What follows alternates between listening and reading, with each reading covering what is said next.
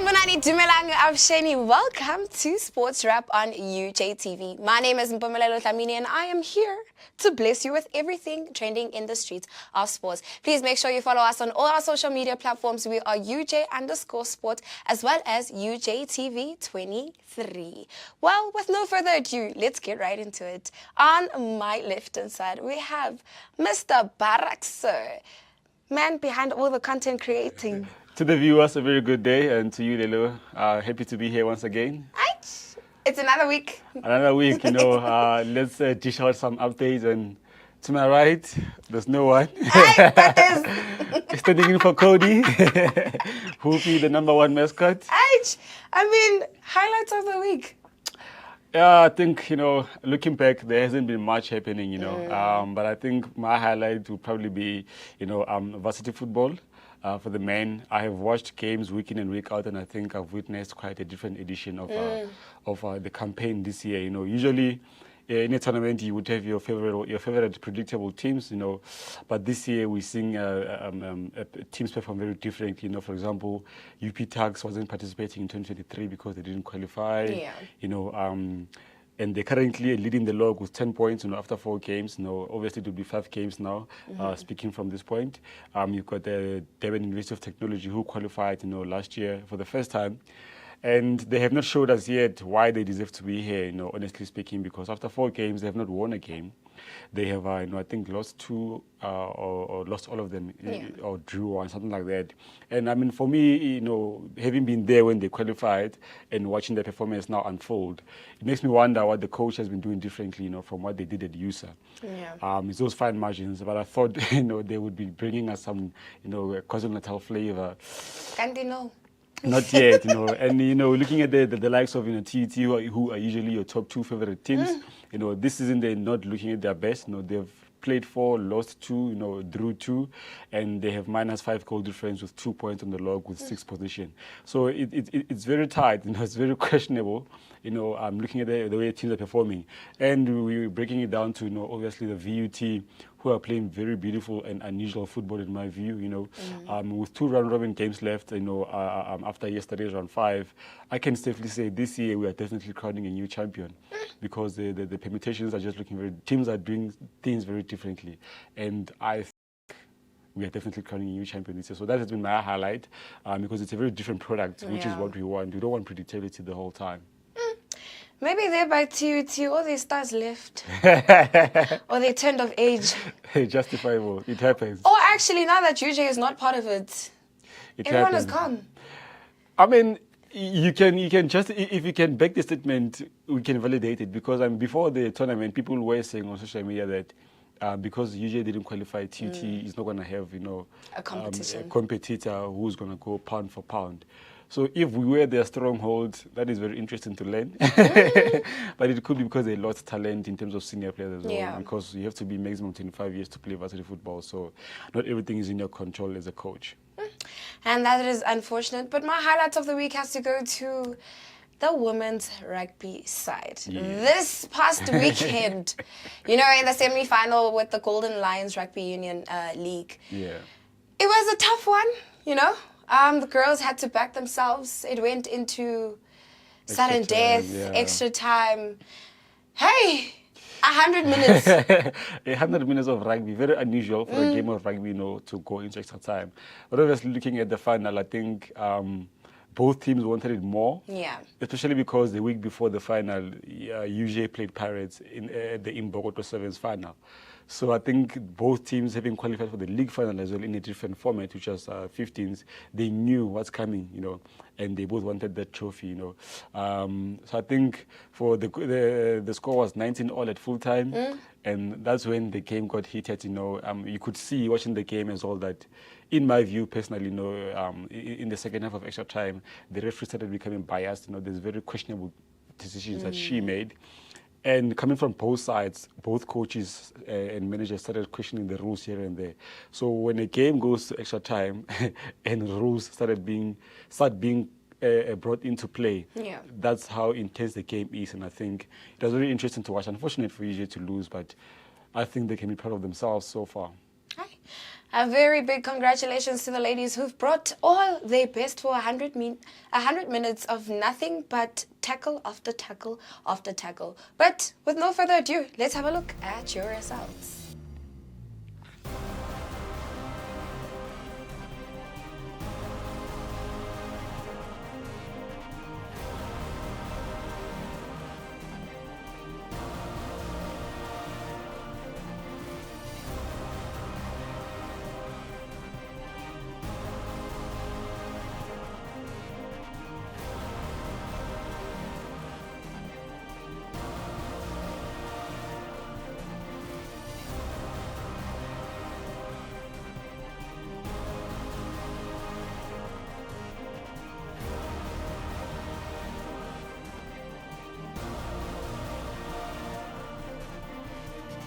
And I mean, after the varsity football with the women's, Hollywood Bad Super League is back. Yeah, look, the girls were always going to come back. I think it does. I think they went into a break with a bit of what they wouldn't have wanted. Yeah. If you look back at the 4 games before they went to varsity Tiski, they lost 2, drew 1, won 1. So, and obviously, that's where UWC managed to capitalize and finish in second position. But coming back, they had 2 fixtures now. They drew 1 and they won 1. So I think it's a very good win that they actually deserved to just cap that, negative performance they had in the previous 5 games, but yeah, no, look, I think it's going to be another interesting, Sunday coming up ahead of us because we are hosting Mamelodi Sundowns at the UJ Stadium. Right. It's a very competitive fixture that's going to take place there. It's the second leg of the league. We're nearing to the end of the league, and look, in the first leg we lost to them by 1-0. And I believe now UJ has something to play for, obviously because we're still in the top 3. The league is coming to an end soon. We've got about 10 games left. So we need to keep the momentum we started with so that, there's continuity and consistency. And most definitely, UWC was crowned champs. Of the varsity Tiski. Of the varsity Tiski. Then UWC went on. To Malawi. I think that is one thing that I can't say I'm angry about, but the way UJ, so basically, because Mamelodi Sundowns obviously has automatically qualified, being the previous winners, I think the rules are amended to say the second log position holder in the league can now go to the COSAFA qualifiers and also try to go that route. That is why Sundowns is not participating this year. They have won directly into the top tier. So I think UJ stood a high chance of being the one going to represent the country. I'm not taking anything away from UWC. Yeah. I think both teams are very competitive, and I think those 4 games where UJ slumped in momentum, that's where they gave up the spot. But look, above all, UWC is there in representation of the country as a whole, and that's what we love to see because they are the first institution as well, to play at that level and obviously carry the hopes of the nation to add more teams into into the tournament. So I think it's very beautiful. Can't take it away from them, but definitely love it that there is growth in women's football from South Africa. Most definitely, there is growth in women's football. In terms of South Africa as well as institution. Therefore, that USA in December is going to be very, very, very tight, very competitive. Yeah. Because obviously you're looking at all the institutions in the country as well going to compete at USA. But the ultimate goal for everyone, the first goal for every institution is to finish in top 8, which would make you qualify for varsity football. So I don't know if CUT and CPUT will be able to maintain their spot, or we're going to see 2 other new teams or 1 other team come back up again next year. So we're definitely looking forward to December. We'll be in Bloemfontein for the varsity for that in the heat. In the heat of the City of Roses, and let's see who's going to come back in the top 8. Aye, most definitely. And in other exciting news, we had the CGA Cross Country Championships all the way in Kagiso. I mean, the likes of Sisanda Dumisa winning gold, which is normal. Yeah, it's normal for her. I mean, look, as you've alluded, we were there obviously for the Central Gauteng Athletics cross-country championships. I mean, Sisanda is a senior DJ now. She knows, the ins and outs of how to maneuver these tournaments. But I think looking at the results, all I saw, is a young talent, which obviously stands to be the future of UJ athletics. They performed very well over the past weekend, and I think I will conclude that this also was an opportunity for the athletes, to obviously measure their progress, against competitive other athletes out there. I think previously, if we can check back, our coach Nkosina TCB of UJ Athletics said that UJ has a system of recruiting from high school and teaching these athletes the UJ system at a young age. Yeah. And obviously when they get to UJ, they're already used to the level of competition, and that is why we see some of these young athletes who got UJ medals at CGA coming from the categories of under 20 and the youth, amongst others. So that is why I say I see young talent, which is the future of UJ. They know how to build them, because Babalanda move. And when they come here and perform at this level, because I think Gauteng is a provincial level of competition, and looking at the medals we got, that's quite a lot. I think UJ have got athletics, they've got a very good development system, and it's working out for them. It's very evident. A lot of these athletes will be speaking about in the next year or two, competing nationally. We say, remember. So Most that's definitely. good. That's good, yeah. And USA also comes back in December. Same squad again, same people again. Yeah, highly likely. You are bound to get the same team representing any institution at any given point, because the core group will most likely participate for 2 to 4 years, given they're still students. So there is sustainability if we look at it that way. And in the name of USA, we have the rugby taking place all the way in Kimberley once again. I know the athletes are complaining about the heat. That is so unbearable. Look, September is upon us. The weekend of the 21st and 22nd of September, we will be in Kimberley, hosted by the Sol Plaatje University. I think third time now going there. Might be a charm. Hopefully, yes, it will be very hot. But I think UJ teams, the sevens teams, both the men and the women, they've got quite a lot of work to do and some dignity to restore, because the previous two UC sevens seasons were not the best for both the men and the women. And I'm hoping that this season could be their redemption year, because also a number of athletes are on their way out, so you would want to leave, an institution and the jersey in a better place, as they always say. So I think, people must just stay tuned. We'll be bringing you obviously live updates via social media. Follow our platforms, FNB UJ Rugby and UJ Sport on X, Facebook, and Instagram, and we'll keep you updated. I think it's going to be very intense. We can already predict who will be the tough competition for UJ in terms of sevens.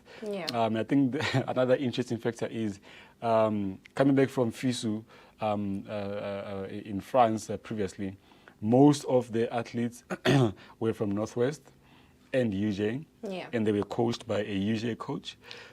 So that UJ and Northwest fixture, if it happens they come across one another, it's going to be very interesting, because both groups know the system of this particular coach. So as he always says, defense wins you games. But I think Kimberley is going to be very, very interesting. USA Rugby Sevens is always one of the best competitions to be part of. Yeah, it's a lot to take in, including the heat. It's getting hot. So thenga ma sunscreen is in the show go to right. I mean, at this point, I'm a nje. Everything. But let's have a look at your upcoming fixtures.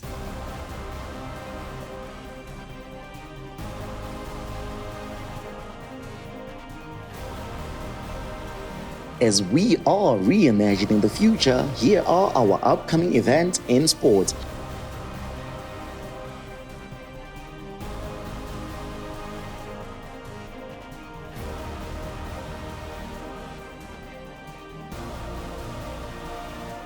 And we're definitely back with the varsity netball season kicking off on the 1st of September until the 7th of October. Unfortunately, David, UJ is not hosting this year, but it doesn't mean we won't be there to bring you all the fire. It's unfortunate if we're not hosting from a perspective of cost and accessibility to the games by our fans, because obviously it means now they must spend to go watch, the team.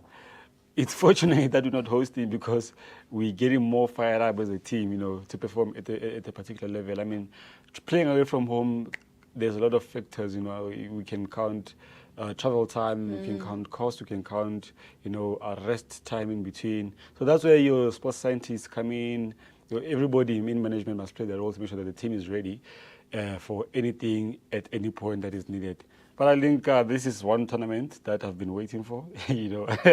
We are just, I think, 8 days away from the first Centre Pass, and it's going to be obviously an interesting one. UJ's first game will be against Matis, at 3 p.m. at Vets, live on SuperSport TV on the 2nd of September. And I think obviously you can contact the hosts about the ticket sales. But nonetheless, we'll be there to back the Orange Army all the way, obviously welcoming the new month with some, exciting action netball. I think I can already visualize and hear the UJ supporters, singing and chanting in that hall.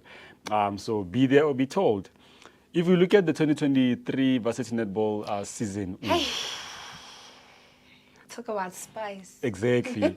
There was just a lot going on, You have, as I've said before, your favorite teams usually when you go into a tournament, and in the past 2 seasons, UJ has just been, raising their hand, extending the threshold to 5 teams instead of 4. Yeah.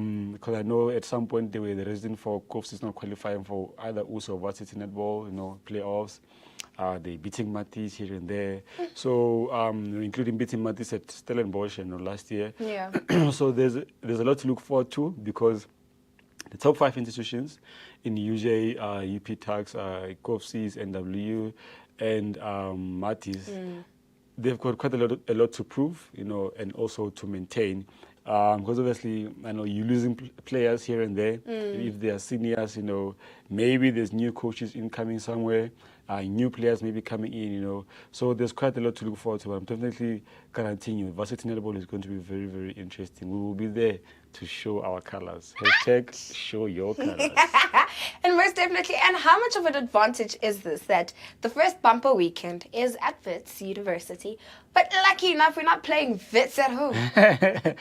I want to look at it in the perspective of it's a disadvantage for us. As I've mentioned before, traveling has factors that are contributing to how a team performs. Yeah. I've heard before coaches would want to start with away games in a tournament so that come peak of the tournament, where there's more demand, you are using less energy because you've played all the away games. Now you're playing at home. But I think we'll take it as it comes. I mean, we're starting at Vets, we'll be in PE, we'll be at Tuks, we'll be in Northwest, we'll be in Free State. So I think it's just for the coaches and the conditioning coaches to really, really plan very well, the travel times, the recovery sessions, so that the girls are fresh on their feet, as and when needed. I don't think it's a really new thing. Last year we had to change venues just 2 hours before Centre Pass because in the semi-finals we were suddenly told UJ can't host for particular reasons. Yeah. And the game had to be moved to Tshwane, and the Centre Pass had to be moved now from, I think it was 2 p.m. or 1 p.m. to 7 p.m.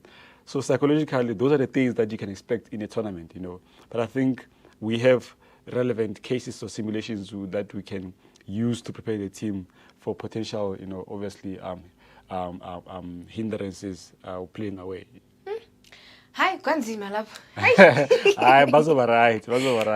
Mara bazoba right. And David, crush of the week before we close it off. Just what stood out for you? It's not a highlight anymore, but now it's a crush. Who are you crushing on? I'm pretty tight. Tricky one, as I've mentioned. There's not much sport that has happened in the previous week, and I've mentioned this already earlier in the show. It would have been UWC, obviously, in the COSAFA. They played their semi-final game yesterday. It's a bit tricky on Friday because I couldn't make the prediction. I can't reflect because we shot before the game, and the game is airing after the show. So, but I think whatever the semi-final results, we're very proud of them to represent the country. And, there is honestly not much from my side. So, yeah.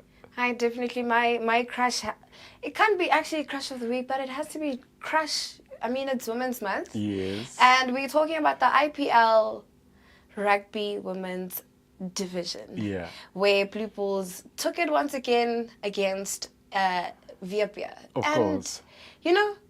It's a shift where now Curry Cup was a curtain raiser for the women's game, and I mean it was a tough game, but it is what it is. Yeah, look, I think that was a great marketing strategy by the Blue Bulls team to to let the women's final play after the senior men's Cup, because you would already have the fans in the stadium, and no one would really want to leave the stadium. There's a final game coming up. Yeah. I think the Blue Bulls women's team are ahead in women's rugby, and no franchise is going to catch up anytime soon until they do particular things, you know. So the only thing that will change, in my view, for the next 2 years maybe, is the opponent in the final.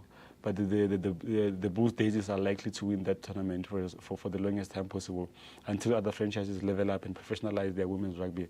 But very happy for them to echo your point, obviously. So yeah, that's very good. Hi, definitely. It's been amazing. It's been a week of sports. Well, from our side, we'd like to thank you viewers for always tuning in onto Sports Wrap on UJTV. My name is Mpumelelo Dlamini, and we are saying, please make sure to follow us on all our social media platforms. We are UJ_sports as well as UJTV 23. And from here on, to your screens. Goodbye.